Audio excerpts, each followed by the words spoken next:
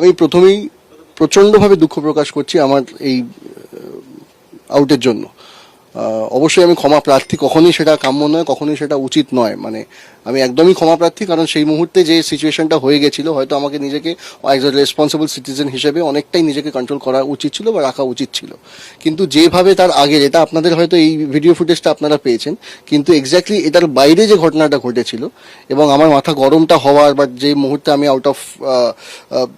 Control হয়ে যাই, তার আগের যে মুহূর্তটা সেটা ওদের হোটেলের বাইরে পোর্শনটাতে রয়েছে, যেখানে ওনারা প্রচণ্ডভাবে খারাপ ব্যবহার করা হচ্ছে, যেটা আমাদের কখনোই কোনো ইন্টেনশন থাকে না যে কাউকে অসুবিধা করে আমরা কাজ করব। উনি আমার যারা পুলিশ স্টাফ রয়েছে তাদেরকে প্রথমেই তুইতুকারি করে এখানে কে রেখেছে ওইসব এমএলএ ফেমএলএ আমরা জানি না, তারপর আমাদের